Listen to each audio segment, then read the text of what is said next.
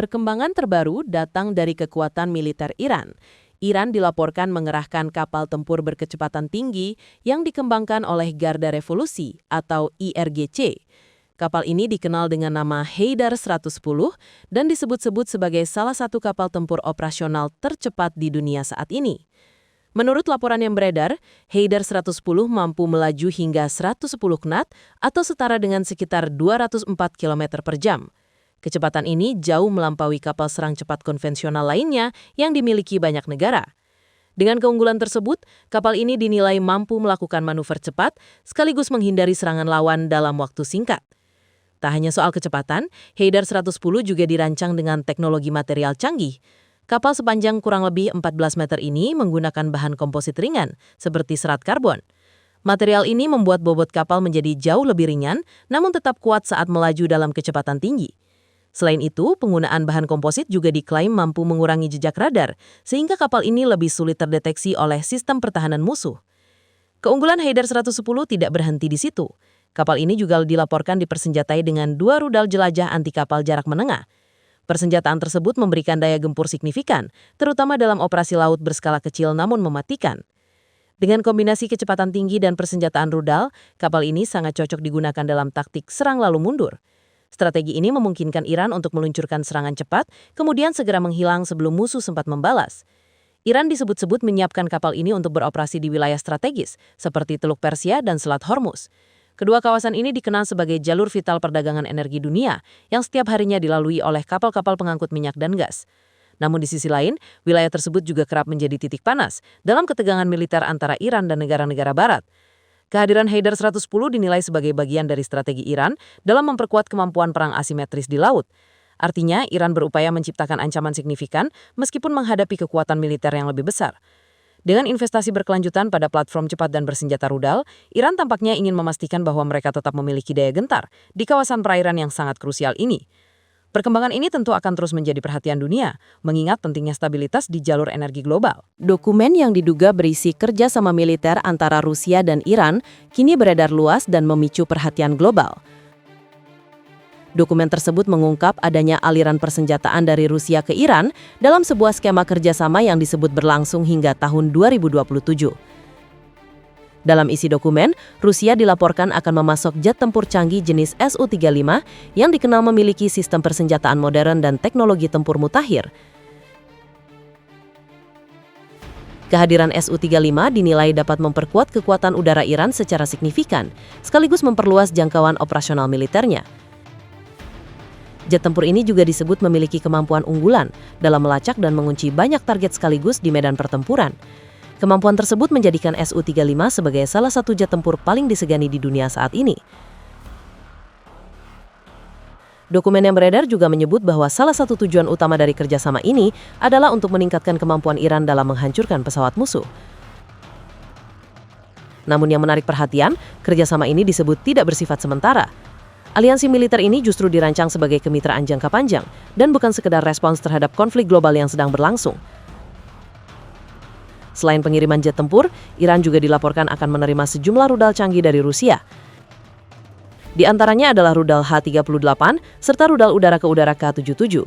Kedua jenis rudal ini memiliki fleksibilitas tinggi dan dapat digunakan untuk berbagai jenis serangan, mulai dari pertempuran udara hingga serangan terhadap target darat dan laut. Dengan kombinasi jet tempur modern dan persenjataan canggih, kemampuan tempur Iran diperkirakan akan mengalami peningkatan yang signifikan. Kondisi ini berpotensi memengaruhi keseimbangan kekuatan militer di kawasan Timur Tengah yang selama ini dikenal penuh dinamika dan ketegangan. Lebih jauh, dokumen tersebut juga mengungkap adanya keterlibatan luas industri militer Rusia dalam mendukung kerjasama ini. Rantai produksi disebut berjalan secara sistematis, mulai dari penyediaan bahan peledak hingga komponen elektronik berteknologi tinggi. Hal ini menunjukkan bahwa seluruh ekosistem industri pertahanan Rusia turut dikerahkan dalam mendukung penguatan militer Iran.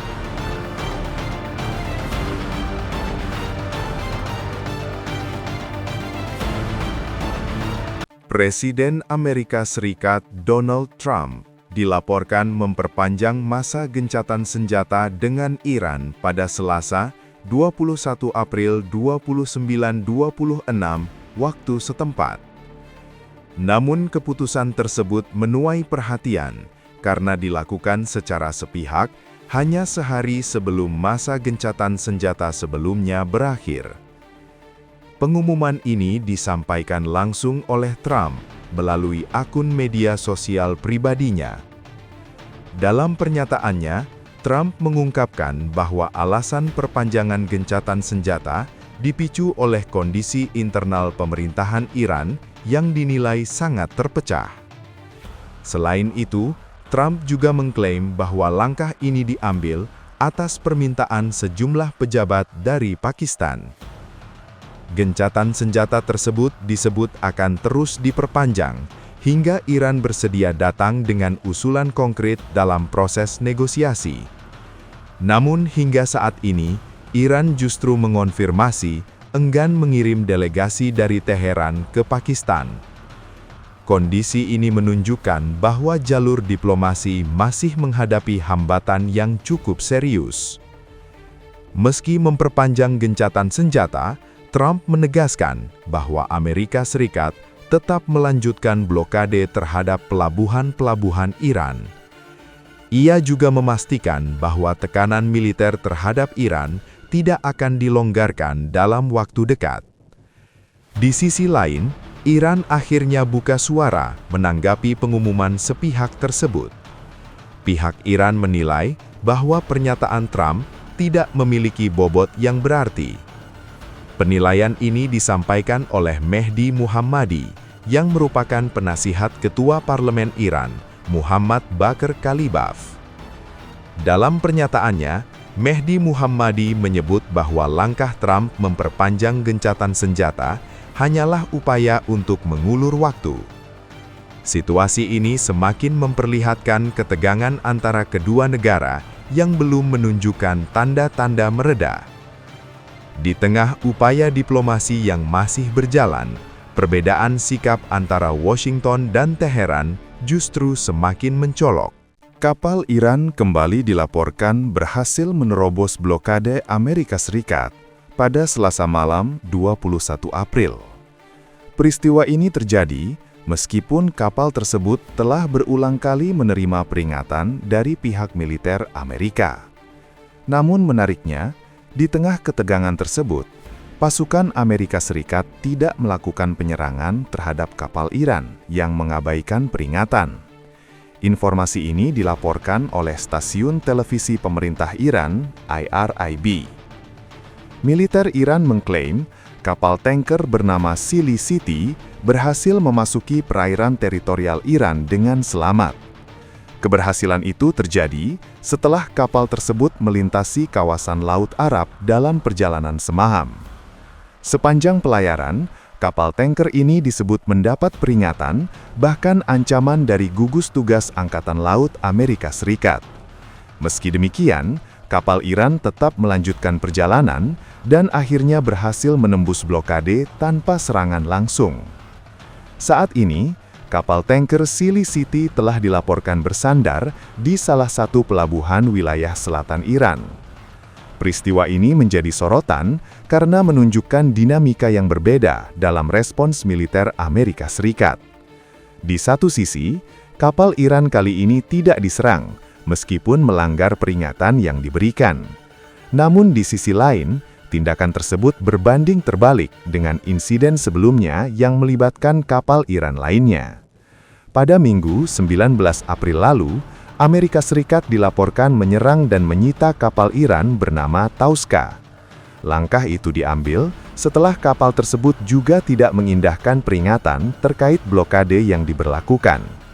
Hingga saat ini, kapal Tauska dilaporkan masih berada dalam penyitaan oleh pasukan Amerika Serikat. Perbedaan respons dalam dua insiden ini memunculkan berbagai spekulasi terkait strategi militer yang diterapkan di kawasan. Situasi ini juga mencerminkan tingginya tensi di jalur perairan strategis yang menjadi pusat lalu lintas energi dunia.